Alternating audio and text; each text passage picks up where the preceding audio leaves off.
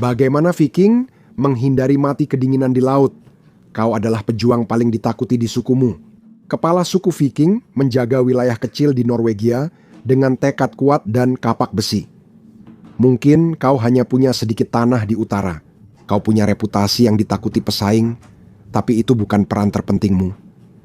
Saat melihat istrimu merawat anak bungsu dan putramu berlatih di ladang, kau bersiap menghadapi tugas karena musuh paling mematikan Viking mendekat dan tak bisa dikalahkan. Musim dingin yang tak terelakkan sudah di depan mata, di utara yang beku.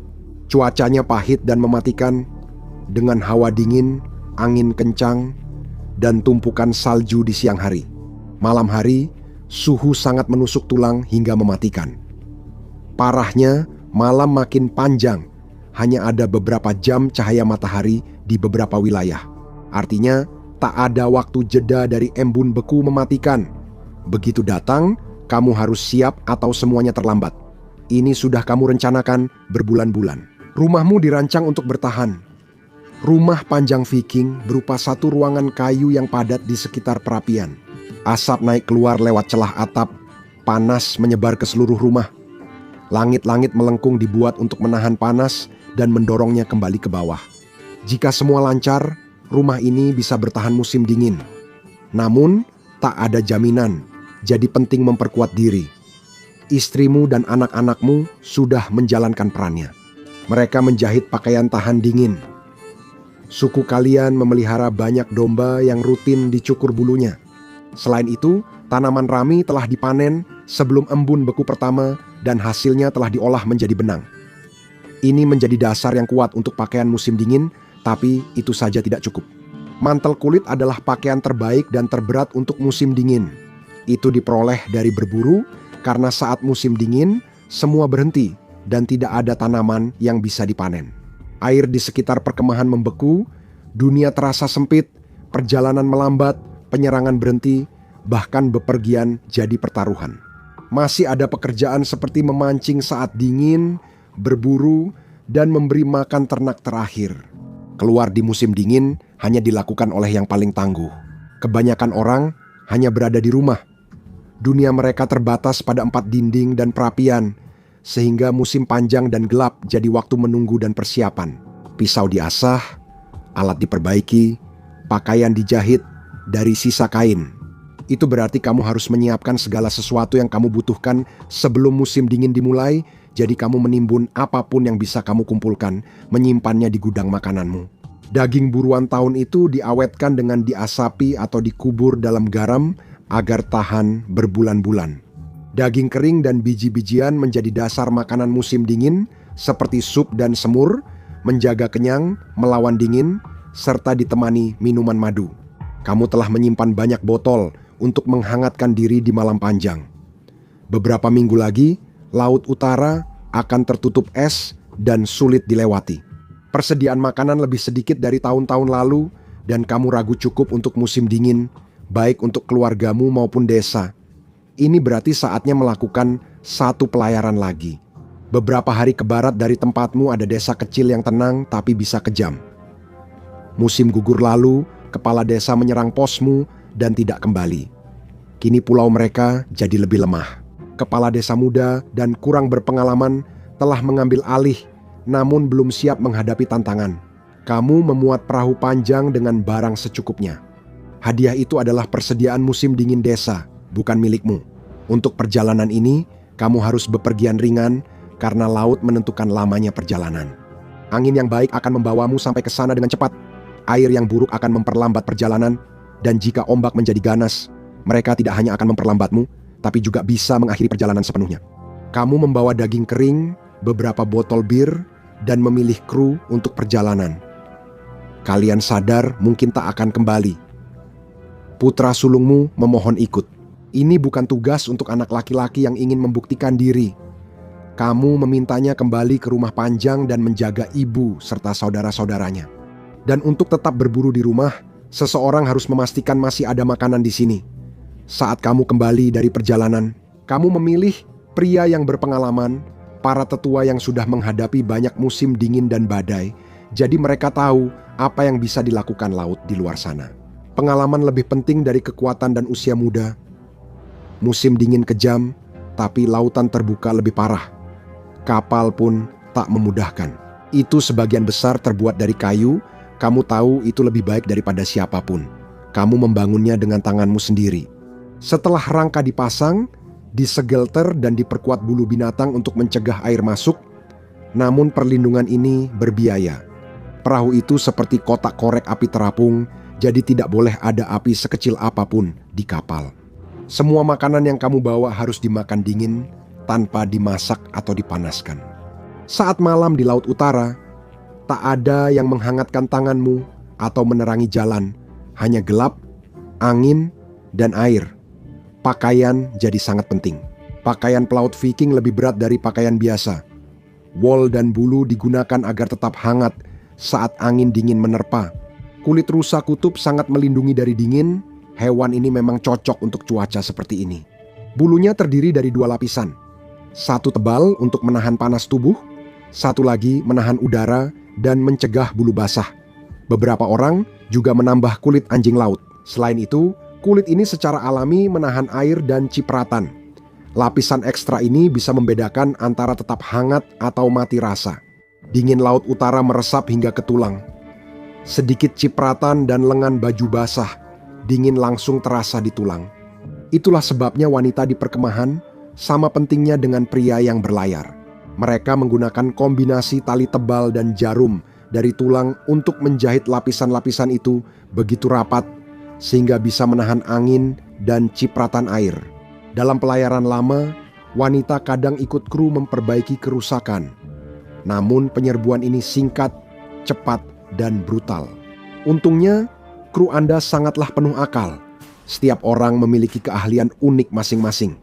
Bjorn adalah teman dekat Anda selama bertahun-tahun. Kekuatannya terkenal di desa. Harald, anggota tertua di kru Anda, sangat terampil menggunakan alat-alat dan karena telah menjadi duda selama bertahun-tahun, ia juga menguasai keterampilan halus seperti menjahit dan menyulam. Ragnar masih muda tapi mematikan. Busur dan panahnya jadi kunci menahan musuh. Juga Leith, prajurit terkuat di kru Anda, orang yang paling Anda andalkan untuk serangan awal dan memimpin penyerbuan. Di belakang mereka, 20 pria terkuat desa siap membawa persediaan ke perahu dengan cepat. Namun, Anda harus bertahan selama perjalanan. Lautan berbahaya dan ombaknya kuat. Itu berarti Anda akan mengambil rute panjang memutar. Anda biasanya tetap dekat pantai untuk memudahkan pelacakan dan perahu dapat merapat kapan saja. Saat tidur, perahu panjang hampir tak memberi perlindungan. Tidur di atasnya adalah pilihan terakhir. Sesuatu yang hanya Anda lakukan ketika tidak ada pilihan lain. Di darat, api dinyalakan, makanan dimasak, dan kru beristirahat di kantong tidur tebal berdua. Meski ada keuntungan, waktu tetap berjalan. Es mengelilingi perahu, terdengar suara es menghantam lambung kapal. Setiap es membentur kayu, bulu kuduk Anda merinding. Perahu masih bertahan. Anda sudah rindu hangatnya api di rumah. Perjalanan ke pantai musuh memakan waktu berhari-hari. Anda bersiap dan membagikan botol bir pertama. Itu tak mengusir dingin, tapi menghangatkan perut, menenangkan saraf, dan membuat malam pertama lebih mudah. Tak lama, krisis pertama terjadi. Anda menambatkan kapal, menyalakan api unggun, dan menyiapkan makanan. Anda berharap api menarik hewan untuk diburu, tapi yang datang bukan hewan yang diharapkan. Anda mendengar lolongan sebelum melihat mereka, sekawanan serigala, seluruh kelompok itu muncul dari balik bukit, bergerak cepat dan merunduk. Di tengah kegelapan, anak buah Anda meraih kapak, malam pun pecah dengan teriakan, suara geraman, bilah senjata beradu, dan menghantam daging. Anak buah Anda kejam, membunuh sebagian dan mengusir sisanya. 2 orang tewas, lainnya tergigit. Yang selamat berusaha semampunya. Mereka membersihkan luka, menjahit kembali pakaian yang robek, dan berusaha menghentikan pendarahan. Jauh di lubuk hati, semua orang tahu kebenarannya. Perahu terasa ringan saat Anda naik. Meski tragedi terjadi, Anda tetap bertahan. Kru Viking tahu tak semua akan kembali saat musim dingin. Kematian menanti, kru menguburkan rekan yang gugur dan memberi hormat atas pengorbanan mereka. Namun, ini juga membuat persediaan bertahan lebih lama dan peluang bertahan hidup meningkat. Itu belum semuanya. Salah satu pria muda yang tergigit parah mulai demam tinggi, gemetar, pucat, dan hampir tak bisa berdiri. Dia terhuyung ke sisi perahu, membungkuk, lalu muntah ke laut. Saat itu ombak menghantam. Perahu berguncang keras, pria itu terlempar ke air gelap dan membeku di bawahnya. Tak sempat bereaksi atau membalikkan perahu, dia hilang begitu saja, teriakannya lenyap di telan laut. Setiap berhenti di tepi pantai, rutinitasnya merebus air, memanaskan makanan, lalu memuat ke perahu panjang. Ini salah satu kesempatan langka anak buahmu merasakan kehangatan meski hanya sebentar. Namun tetap sulit menjaga kekuatan setiap pagi. Kamu melihat wajah anak buahmu dan tahu harganya. Sleeping bag membantu, 2 orang berbagi. Seseorang menjaga tubuh tetap hangat. Tapi kamu mulai melihat tanda radang dingin ringan di wajahmu yang terasa terbakar. Tapi kamu tahu, rasa sakit itu baik. Justru saat rasa sakit itu hilang, saat kulit mulai mati rasa, disitulah kerusakan sebenarnya dimulai. Badai menghantam keras. Ombak liar membasahi 4 orang termasuk Harald dalam sekejap. Pakaian mereka tahan angin, tapi air tetap membasahi rambut dan leher. Mereka hanya bisa memeras kain dan menggosok tangan agar hangat. Saat mendarat, mereka masih gemetar. Kau memasangkan mereka dengan yang tetap kering semalaman, 2 orang per kantong tidur, berharap panas tubuh menolong. Tapi itu tidak cukup.